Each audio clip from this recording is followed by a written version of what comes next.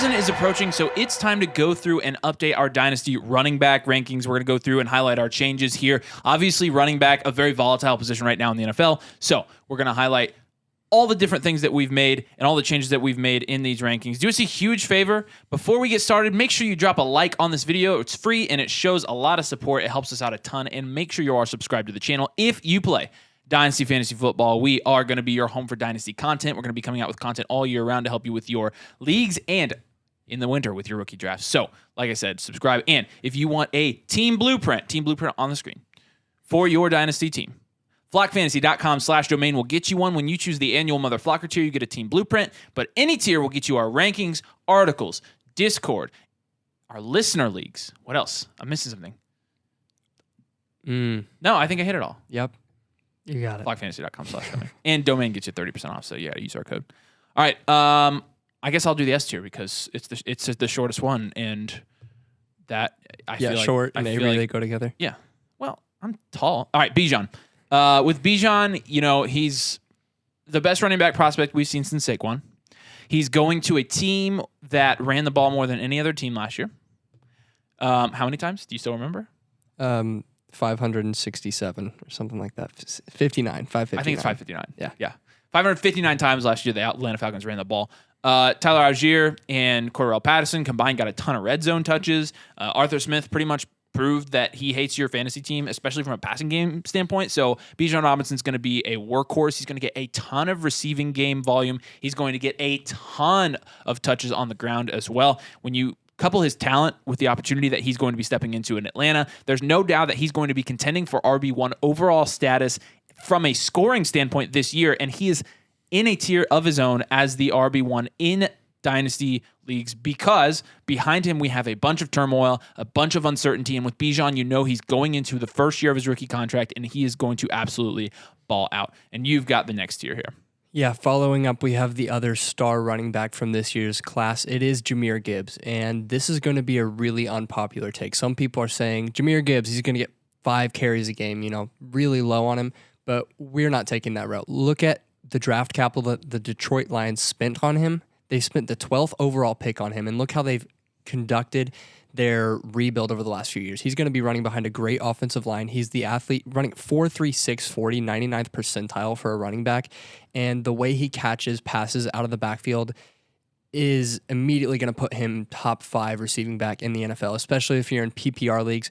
Jahmyr Gibbs, he is going, whether he has a 50% workload or not, he's going to score fantasy points. And we're just calling our shot early on this. Next behind him, we have Breece Hall. Breece Hall obviously tore his ACL last year, and he blew out his knee. So whether he's going to be productive or not this year is a big question mark, but he's still 22 years old. He has Aaron Rodgers there and a much improved offense in New York. And Breece Hall, we all saw how efficient he was. And that's just to put it lightly. He was an incredible running back as a rookie right off the bat last year. Expect the same this year, especially as he improves and comes back from that injury. Yep. And last, we have Jonathan Taylor. And another one that is probably, honestly, pretty unpopular. Jonathan Taylor dealing with ankle injury, who knows, maybe a back injury and a lot of turmoil with the Colts front office. But Jonathan Taylor just 2 years ago was the running back 1 overall. He was the best running back in the NFL. And it's going to be more of the same. He's only 24. He's still on his rookie contract this year. And if he sits out, well, he's still on that rookie contract next year. That's how it works, right? Yeah. Yes. So if he were to not play, he has to play essentially. Yeah. It would make no sense. Jonathan Taylor is going to play. He's going to play somewhere, and when he plays, he will be one of the top 5 running backs in the NFL. You nailed it. Next tier, Nathan. Yeah, so heading up the B tier here is going to be Christian McCaffrey. Yes, Christian McCaffrey is, I think at this point, 27 years old, and he's still going strong. We were scared, very worried about his long-term health, if he was ever really going to come back after ending 2 seasons in 2020 and 2021 on IR. But he comes into 2022, really picks up almost not quite where he left off at 29 points per game in 2019, but goes out there and is running back 2 overall on a points per game basis at 21 points per game even. And he gets traded to the San Francisco 49ers and is under contract for the next 3 seasons, something that a lot of these premier running backs in the league don't have the luxury of saying right now. And while everyone's contract situation seems to be in limbo, McCaffrey seems to be the only guy that is locked in for the foreseeable future. So really the only thing standing in the way of Christian McCaffrey and a top 5 running back finish for the next 3 seasons is injury. It's not going to be contract, and he's in a Shanahan offense. So what more can you really say? Christian McCaffrey running back 4 in this on 5, and this is actually going to be lower than a lot of people are drafting him, as we've seen as high as running back 2 going as early as the start of the second round in Dynasty startups. So next is going to be Saquon Barkley, who, look, another guy who struggled with injury for a couple seasons, comes back and in a Brian Dable offense really takes off and is the focal point and really one of the main reasons why the Giants went to a Super Bowl, or not a Super Bowl, a playoff run with a severely depleted offense as a whole. Look, with Saquon Barkley, he has the receiving upside. He has the rushing ability. He absolutely has the skill set as a former second overall pick in the NFL draft. We are not shorting Saquon Barkley in any way this season. We're not going to do it like some of us did last season, me included. Avery was on to that, though. And Josh Jacobs is going to be right behind Saquon Barkley here. The man is still 25 years old. And yes, he does have 1,000 touches, or just over 1,000 career touches, but he's another guy who his contract situation is going to be in limbo. And because of that, he is being significantly shorted in Dynasty, way more than we're really willing to put him. And look, I mean, you're talking about the guy who in standard leagues last season was the running back 1 overall.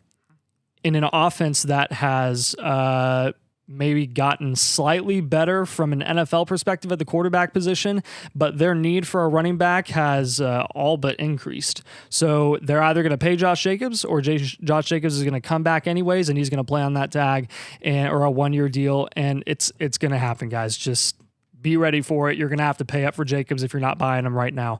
Austin Eckler is now coming off of 2 straight seasons where he scored 21.5 and 21.9 points per game, respectively, where in 2021, everyone expected him to not repeat what he did that season the following year, and he went and he upped that and topped it. So, look, with him, he is the most elite running back or receiving running back that we've seen in a very long time. Obviously, 107 receptions last year, which was, I mean, significantly more than he's ever done before. Do I think he gets that many receptions next season with Quentin Johnson now in the receiving room and them having a new offensive coordinator? I'm not sure. I wouldn't put my money on him finishing as RB1 overall again this season, but I think he will finish top 5. I really do. I think he has just as good a chance as any of these other guys.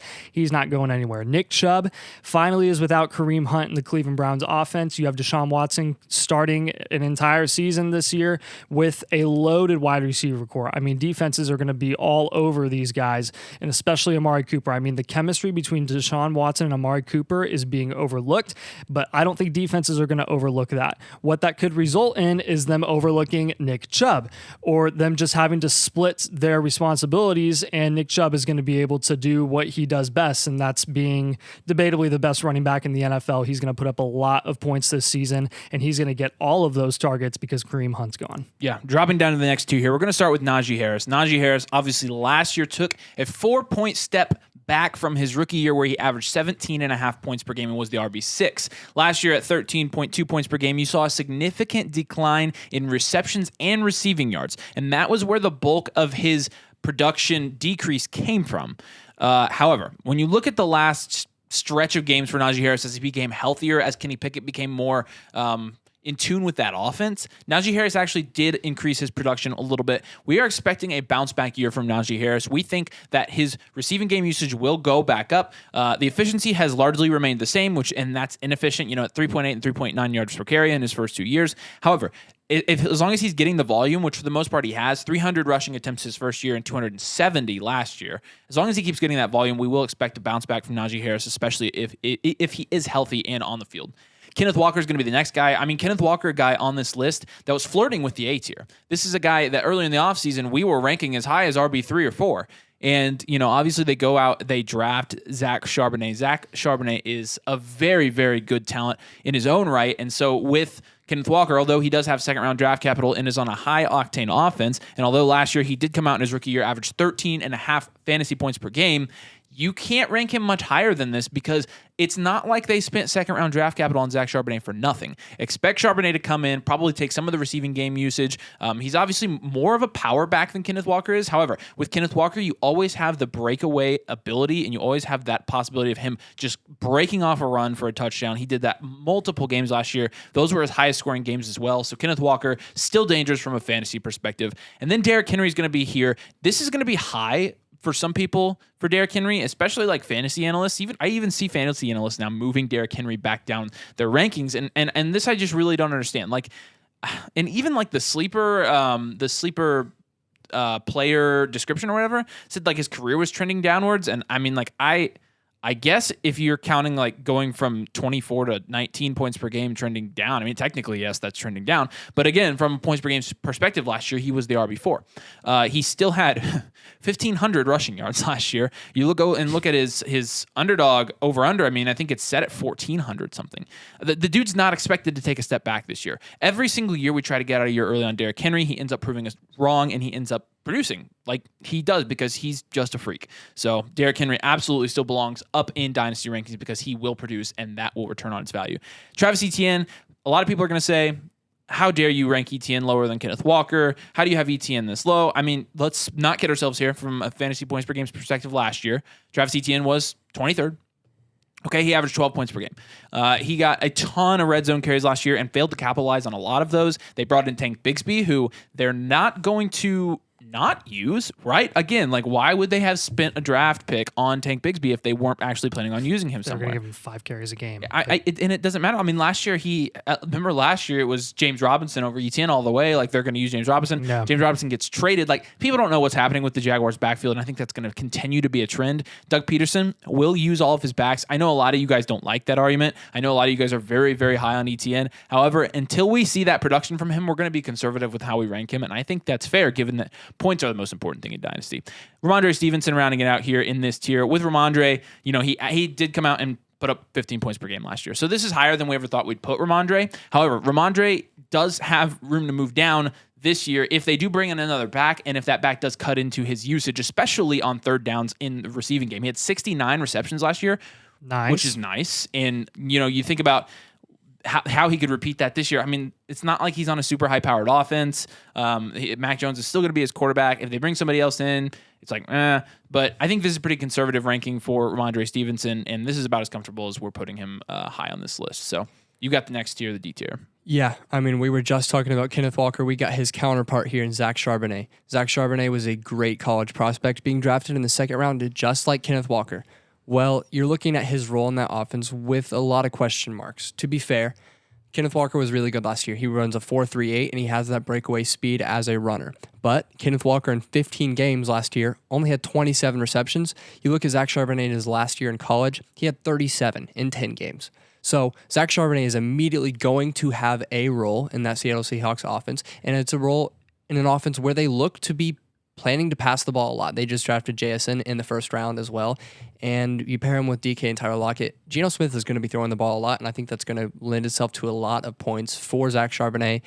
And don't discount him as a rusher on top of that. He averaged 7 yards per carry through college. That's 92nd percentile. So he's not a bad rusher, and I don't know why people act like he is. He's a good rusher, actually. Yeah.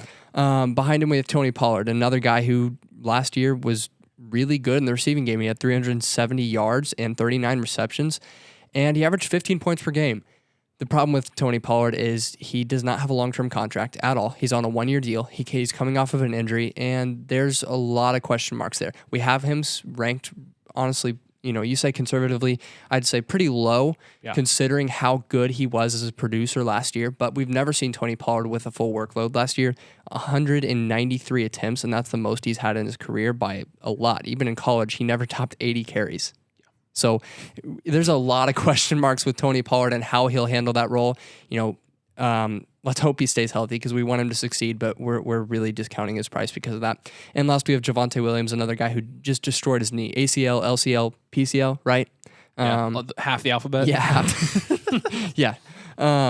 But Javonte we all saw him. He creates those highlight plays. He's a very good player. And you look at his ability as a receiving back as well. 12 targets week 1 last year against the Seahawks. So if Javonte is able to get back to peak Javonte form, he absolutely deserves to be higher than this. But until he shows us that, we're going to keep him down a little bit lower. Yeah, fair enough.